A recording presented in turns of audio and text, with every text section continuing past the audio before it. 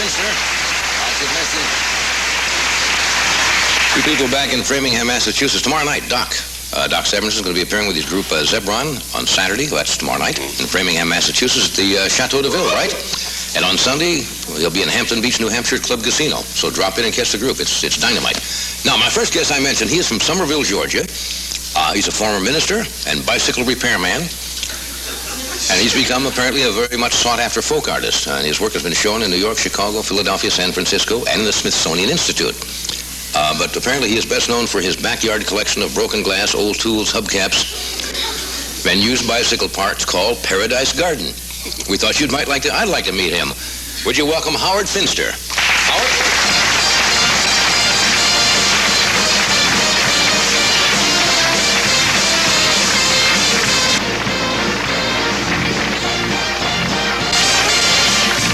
How are you, Howard? How old am I? No, how are you? Oh, fine. You're fine. Well, how old are you, by the way?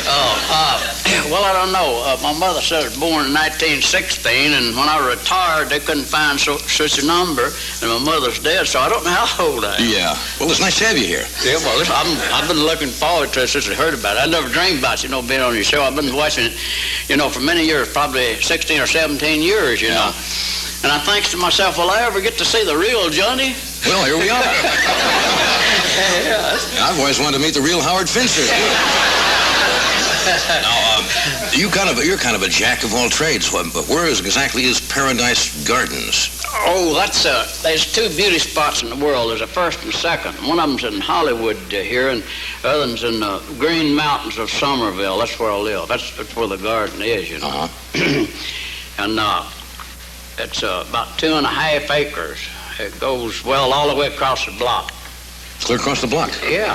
Well, that's good size. How did this start?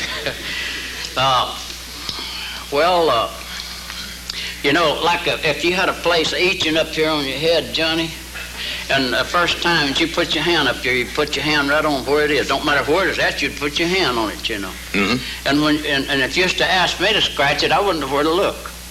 And I just had a feeling to build this garden, like you have a feeling, you know right what to scratch. That makes very good sense.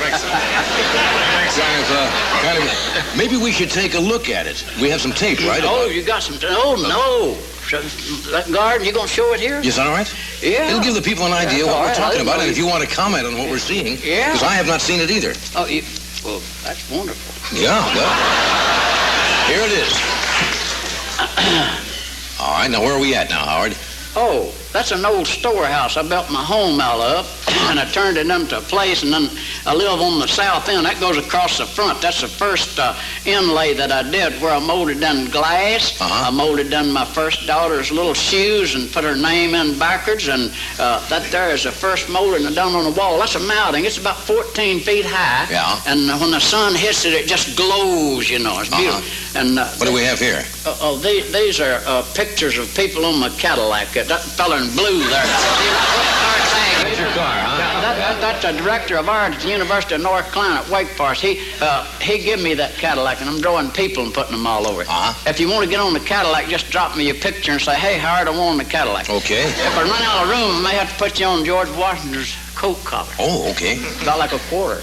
Now, what do we have? This is a walk. This is a walk here where when I dedicated myself to sacred art, I molded in my bicycle tools to let the people know for sure that I'd quit fixing bicycles. Oh, I see.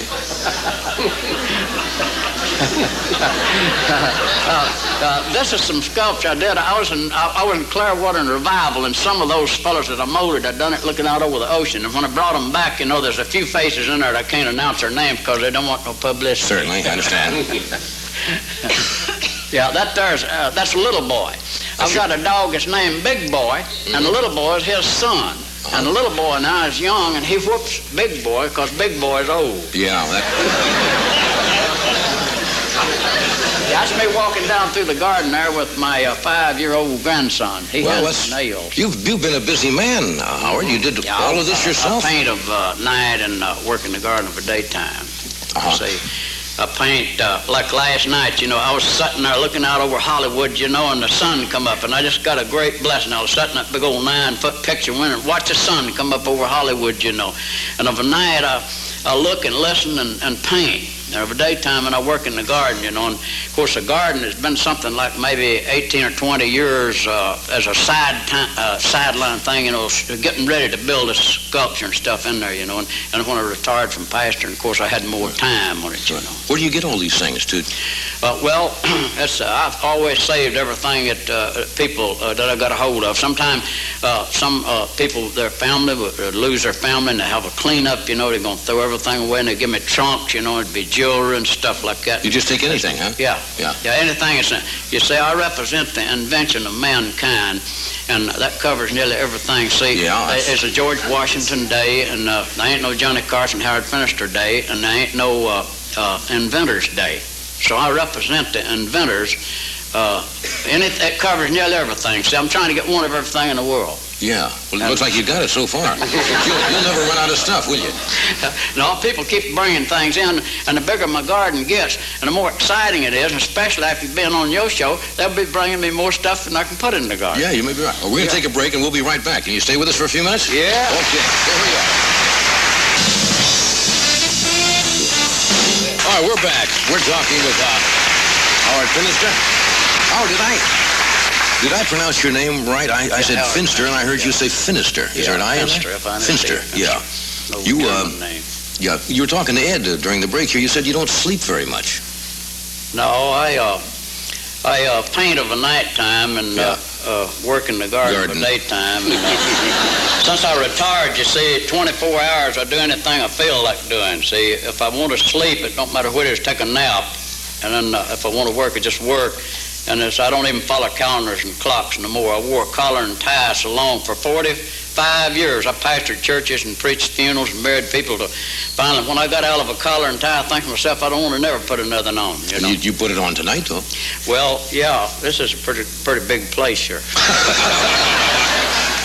I understand you write music, too, and you're going to do a little number for us? Are these all original songs? Well, I usually make a little song up about somebody, you know. I made up a little tune about California, you know, for the young people. Yeah. Always remember the young people's got a world, the children's got a world, and then us old folks has got a world. Yeah. Can you do it for us? Yeah. Is this your banjo back here? Well, the one I play about California, I hadn't learned to pick it yet. I can pick one if I have time. Sure.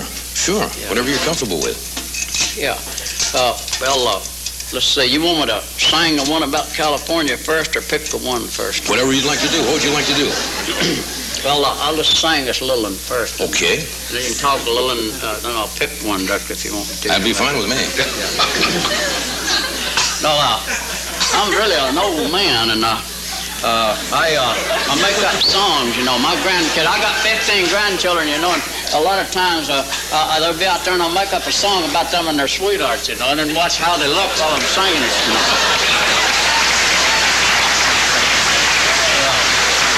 Yeah, I've been requested several times to sing this little tune. I sung it out there. It's like when I come into California, you know, just said, just hanging around, oh, California land, all the pretty girls, they fell into my hands. They leaned back on my thumb. They looked down in my face. I thought I heard them say, did you come from space? Well, I've nothing to lose. Everything is to gain. If I lose my mind, I'll get a super brain.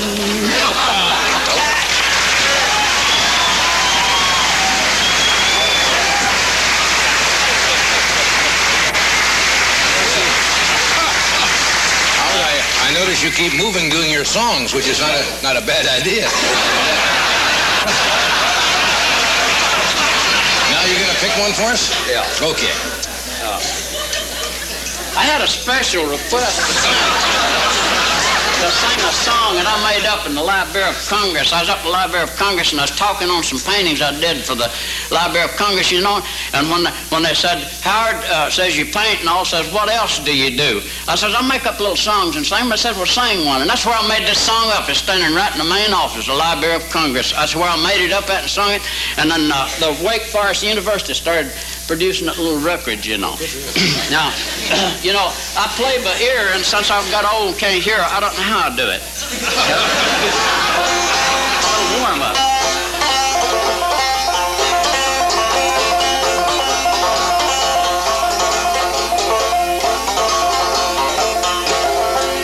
I'll just sing about a verse or two of this little song now.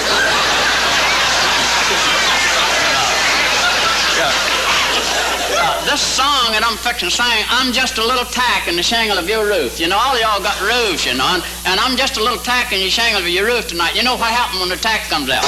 Good. Just a little tack on the shingle of your roof. Just a little tack on the shingle of your roof. Just a little tack on the shingle of your roof. Come on back, stay with me. Come on back, let me see. Come on back, stay with me. Make your little house what it ought to be. Make your little house what it ought to be.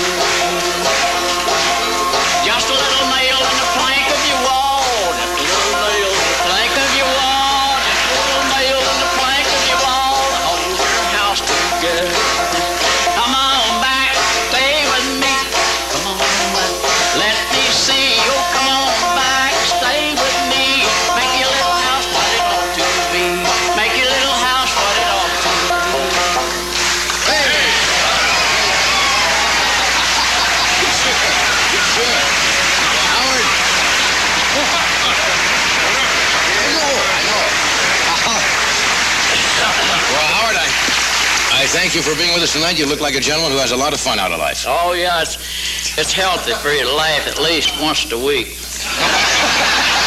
Well, thank you, Howard, for being with us.